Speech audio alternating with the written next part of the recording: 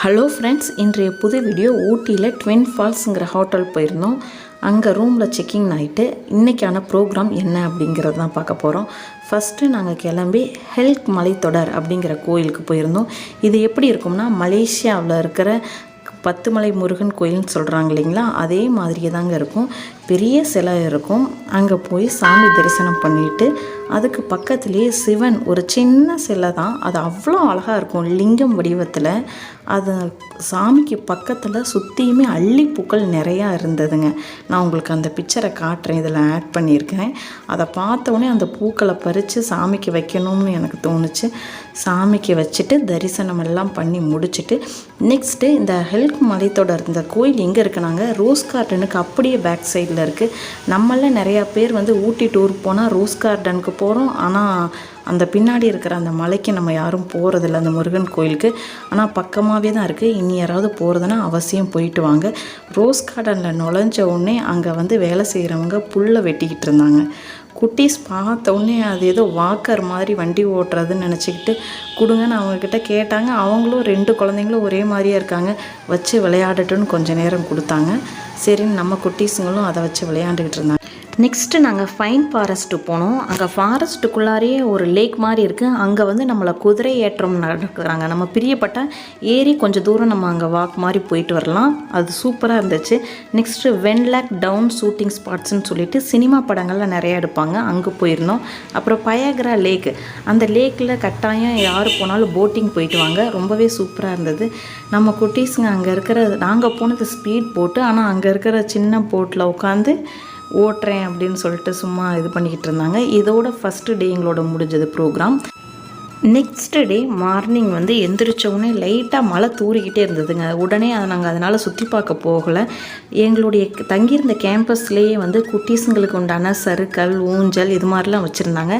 நாங்கள் நேற்றே முட்டை விடுறது, பபுள்ஸ் வர்ற மாதிரியான ஒரு திங்ஸ் வாங்கியிருந்தோம். அதை வச்சு குழந்தைங்க விளையாண்டுக்கிட்டு இருந்தாங்க. அப்புறம் சின்னதாக சாரெல்லாம் தூறிக்கிட்டே இருந்ததுனால மழை எங்களால் சுத்தமாகவே வெளியே போக முடியல. குழந்தைங்களும் அவங்கக்கிட்ட இருக்கிற பொம்மையை வச்சு விளையாட ஆரம்பிச்சிட்டாங்க. அவங்க அந்த பபுள்ஸ் விடுறத விட்டு என்ஜாய் பண்ணிக்கிட்டு இருந்தாங்களா. சரி, இப்படியே அவங்க ஜாலியாக இருந்து விளையாடட்டும் அப்படின்ட்டு கொஞ்சம் நேரம் ரிலாக்ஸாக நாங்களும் அப்படியே விட்டுட்டோம். அப்புறம் கொஞ்சம் நேரம் ஆனவுடனே ஃபோட்டோஸ்லாம் எடுத்துக்கிட்டாங்க அந்த பிளேஸில். சாரல் மழை வரவும் அப்போ கூட எடுத்து வெளியே வச்சுருக்கவும் அதையெல்லாம் கூட வச்சு அவங்க ஃபோட்டோஸ் எடுத்துக்கிட்டாங்க. அப்புறமா பொட்டானிக்கல் கார்டன் கிளம்பிட்டோங்க. அங்கே போனோடனே குட்டீஸுங்க ஒரு இடத்துலேருந்து நம்ம இன்னொரு இடத்துக்கு போகிறதுக்கு ஸ்டெப்ஸ் அங்கே வச்சுருக்காங்கங்க. அதை பார்த்த உடனே அவங்களுக்கு என்ன தோணுச்சுன்னு தெரியல, அவங்களாவே ஏறி சர்க்கிள் விளையாட ஆரம்பித்தாங்க. நான் நினச்சேன், சின்ன வயசில் நம்ம இந்த மாதிரி பண்ணுவோம்ல, ஸ்டெப்ஸ் ஏறும்பொழுது அதில் ஏறி விளையாடுவோம்லன்னு. அங்கே இந்தியா மேப் மாதிரி வச்சுருந்தாங்க. கண்ணாடி கிளாஸில் பசுமை தோட்டம் வச்சுருந்தாங்க. பூக்கள்லாம் அவ்வளோ அழகாக பூத்து இருந்ததுங்க. பார்க்கவே அவ்வளோ சூப்பராக இருந்துச்சு. நாங்கள் கிளைமேட் ஜில்லாக இருக்கும்னு நினச்சிக்கிட்டு தான் கிளம்புனோம். ஆனால் மார்னிங் அவ்வளோ தூர்னது. நாங்கள் கிளம்புறதுக்கு ரூம்லேருந்து கிளம்பவே லேட் ஆகிடுச்சிங்களா, சரியான வெயிலுங்க. குட்டீஸுங்களுக்கெல்லாம் நான் கேப்பும் எடுத்துகிட்டு வந்துடுறேன். நான் இந்த மாதிரி வெளியே போகும்போது அவங்களுக்கு என்னென்ன தேவையோ பார்த்து எடுத்துக்கிட்டு தான் வரவும் எங்களால் ஈஸியாக சமாளிக்க முடிஞ்சது.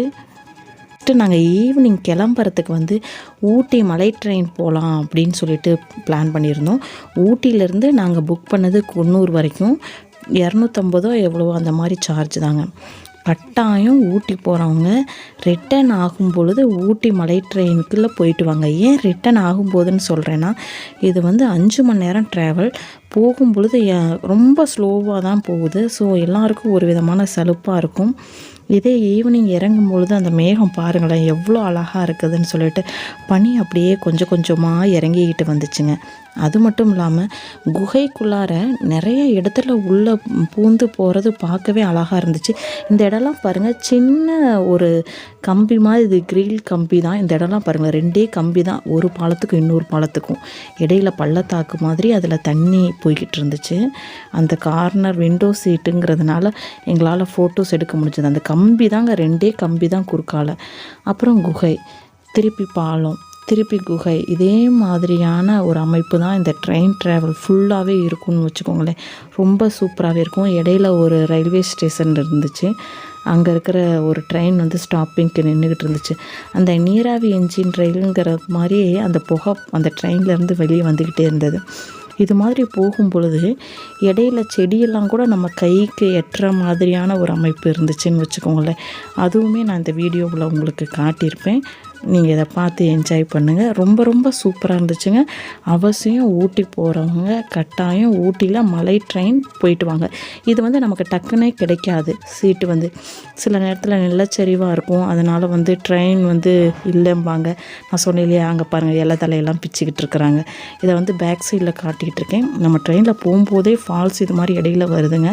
அந்த டைம் ரெய்னி சீசனுங்கிறதுனால அந்த சாரல் வந்து நம்ம ட்ரெயின் மேலேயே அடிக்குது. அதெல்லாம் ஒரு சூப்பரான அனுபவம். இந்த அடுத்த குகை வந்துருச்சு பாருங்கள்.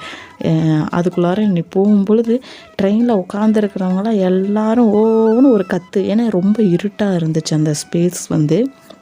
நான் வீடியோவில் அதை காட்டியிருக்கேன் உங்களுக்கு. அந்த இடத்துல ஒரு சின்ன சவுண்டு விடுறாங்க எல்லோரும், ட்ரெயினில் உட்காந்துருக்குறவங்க எல்லோரும். இதுலேயே 2 டைப் இருக்குதுங்க. ஃபஸ்ட் கிளாஸ் இருக்குது, செகண்ட் கிளாஸ் இருக்குது. நாங்கள் வந்து செகண்ட் கிளாஸ் தான் போயிருந்தோம். ஃபஸ்ட் கிளாஸ் வந்து இந்த பெட்டியெல்லாம் இந்த ப்ளூ கலரில் உங்களுக்கு தெரியாமல் ஃபுல்லாக கண்ணாடி கிளாஸாக இருக்குன்னாங்க அப்படின்னு நான் கேட்டது தான். ஆனால் நான் ஃபஸ்ட் கிளாஸ் பெட்டி எப்படி இருக்குன்னுலாம் நான் போய் பார்க்கல. ஏன்னா கரெக்டாக நாங்கள் ட்ரெயின் பிடிக்கிற நேரம் தான் போனோம். இதோட வீடியோ முடியுது. பாய் பாய்.